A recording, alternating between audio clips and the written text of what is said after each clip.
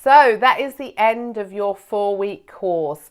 So each week you had a worksheet to fill out, and at the back end of that worksheet was a reflection exercise for you to do, and also the action plan of what you need to stop doing, what you need to start doing, and what you need to continue doing. So you should have 4 of those action plans for each of the week that you've completed in the program.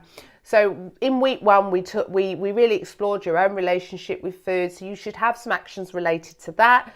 Week 2, we started to look, going back, trip down memory lane, and we also started to look at emotional triggers. So there should be some action plans that you have jotted down around that. We then moved into the change cycle and the things that you wanted to change going forward. So there should be lots of actions in that one.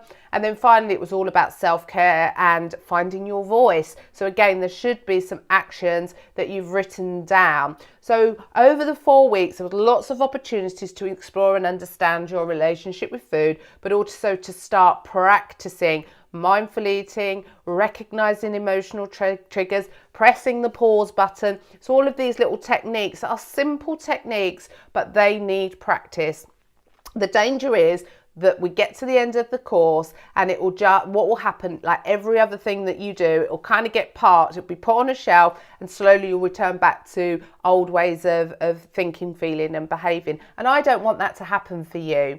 So get your action plans together, pull them all together and start working through 1 or 2 goals that are going to help you move away from things that you're currently doing that aren't helping you, that are going to start introducing new things that are going to support you healthily, especially around the emotional self-care stuff, and also things that you're already doing to try working on doing more of them. And that is what's going to help you to really start making some long-term sustainable change. And also the self-care work, you've got a lovely template there that will help you to start thinking about how can you get a daily self-care plan in place.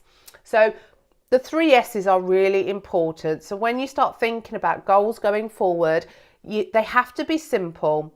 Sometimes we try to change everything at once, and that's not sustainable, and it's often they're not simple changes we're trying to make. So the 3 S's: keep it simple, keep it sustainable, and keep it satisfying. If you get to the end of doing something and you're thinking, thank God that's over, you're never going to sustain doing it. So for long-term success, it has to be small, consistent, sustainable steps that achieve results over time. That's why diets often don't work, because we take so much out of our diet that it's not sustainable and when it's not satisfying.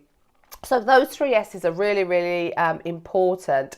So I look forward to hearing more from you in the group. I will keep you in the group, so it'll be lovely to see how you get on going forward. If you've got any questions, I do also run an inner child course. So if you're curious about finding out more about your own little inner child, and you want some more information, then do get in touch. And if anything's come up for you that you'd like to explore a little bit more from the course, then we can book a one-to-one session. It's surprising what you can get through in an hour one-to-one session. And it might just be that you want some help with planning your next steps, and I'm more than happy to work through that with you. So thank you very much for all your hard work throughout the course, and good luck on your onward journey. Don't forget all the brilliant work that you've done. Keep it going.